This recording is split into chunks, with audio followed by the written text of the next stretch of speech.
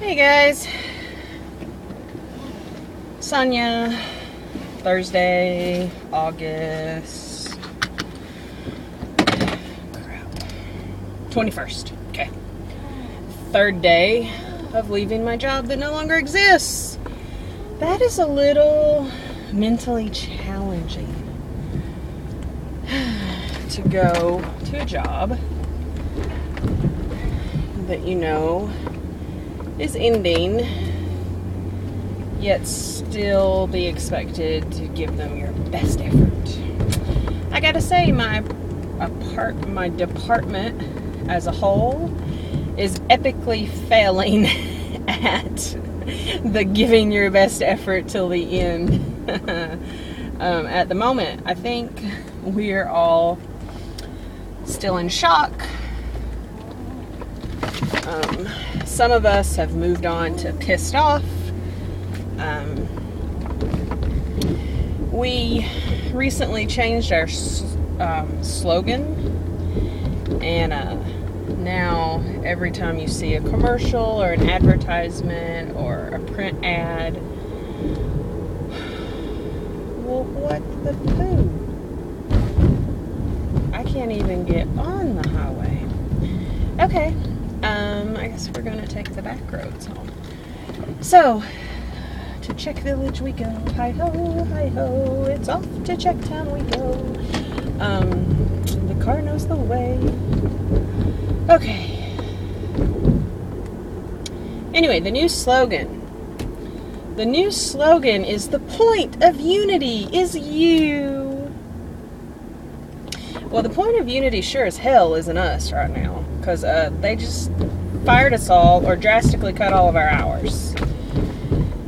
And for my coworkers whose hours have been cut in half, not only are their hours cut, but their insurance is increasing because now they've dropped from full-time to part-time. So you have to pay more as a part-time associate for your insurance than you do as a full-time associate.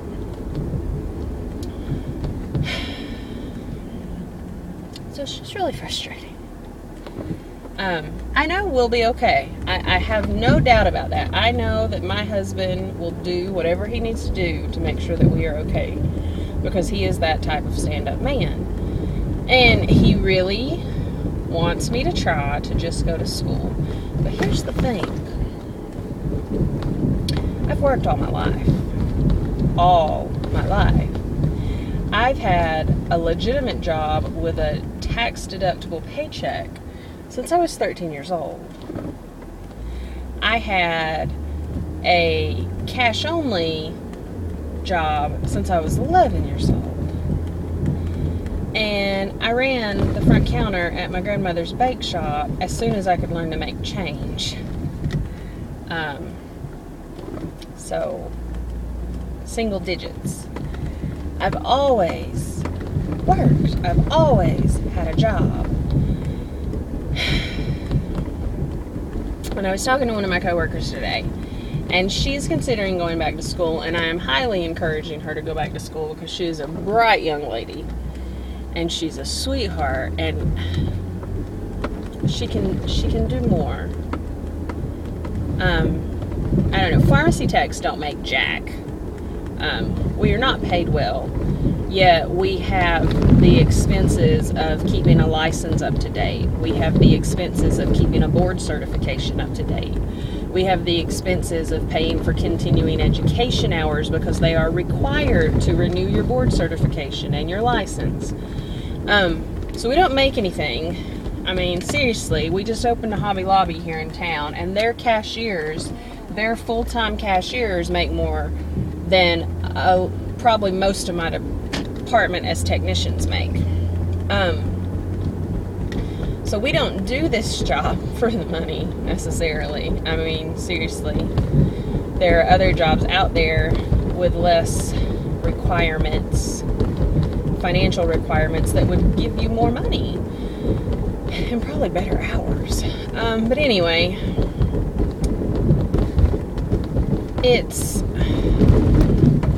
I took this job on because I'm in my 30s and I've had I don't know how many majors. the vast majority of them have been healthcare related. And when I got interested in pharmacy, I wanted to really make sure that this was going to be the final major change. So I took a pharmacy technician course, and I got board certified, and I got licensed in the state of Iowa, and I got this job. And this job has worked out well for, oh, that's a pretty dress. Sorry, this little town has little boutiques. Not town, village. It's still part of Cedar Rapids, but anyway, that was a really pretty dress back there.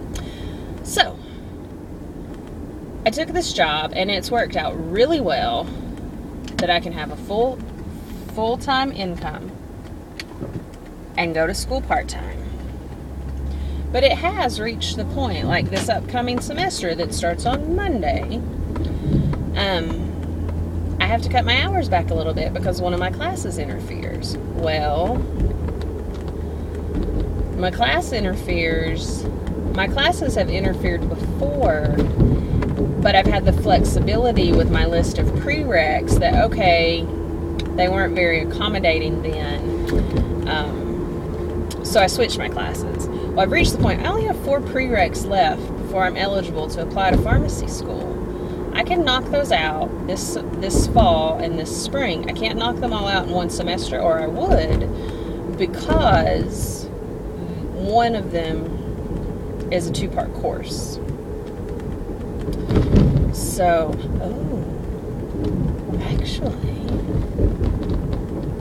I could take a really easy class this semester and then take 3 classes next semester. I'd have to talk to my husband, because next semester I won't have a job. That would take a lot of stress off of me. Okay. Sorry. Total tangent there. I'll keep you posted on what we decide. Anyway. Now I just totally lost my train of thought. Okay, so it's reached the point that school is now to the point where school is what my world needs to revolve around, because I'm so close. So close! And so that's what it is going to revolve around. However, and I get, going to school is a job, blah, blah, whatever. It's not. I was talking to the coworker today, and she's like, so you're not going to have your own income. And I'm still going to have some income, because I printed out the paperwork for unemployment today. And I'm eligible for unemployment because they're closing my department. They're actually closing our location. So apparently that means I'm eligible for unemployment longer. And apparently, from what I was reading, if you're in school and you get it approved, then you don't have to even try to look for a job, because going to school is considered career advancement. And that's what they want you to do is, advance your career by either becoming better trained or employed. So, yeah, there's that. And I don't know. I'm sorry. I'm rambling, and I don't remember my point. So yeah, basically it comes down to, it's not so much that I'm not comfortable working, and I guess honestly this is a trust exercise, because I have to trust my husband, and the poor man, he pays for my first husband's sins all the time. And part of why it makes me nervous not to work is because I was the breadwinner. I was the one who kept a job, or kept 2 jobs, or one time I had 3 jobs. I always had to make sure that the bills were paid and there was enough money in the checking account. And sometimes I would have to hide money just so I could pay the bills. I don't have to do that anymore. But my head, I guess it's just instantly taken me back to that place where when he would come home and be like, oh, I quit today, they pissed me off. And then I would go into panic mode. I don't have to panic. But I catch myself, and my chest tightens up, and my breathing gets shallow, and I've never had a panic attack. But it's got to be how it starts. So then I just take some breaths, and I quote Jeremiah 29:11, "For I know the plans I have for you, declares the Lord, plans to prosper you, not to harm you, plans to give you a hope and a future." And I keep repeating that to myself until I can breathe freely again. So it's a process. I am going to call my counselor. I get 4 visits a year for free through my job, and I'm going to take all 4 of them between now and the end of the year.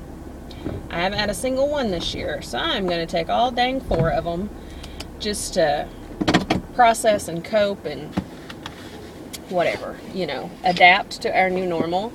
I should be excited. I'm not going to have to work 40 hours a week. I'm going to get to just go to school, but instead I'm all panicky and whatever. If you pray for me. If you don't pray, wish me good thoughts. I'll see you guys later. Bye.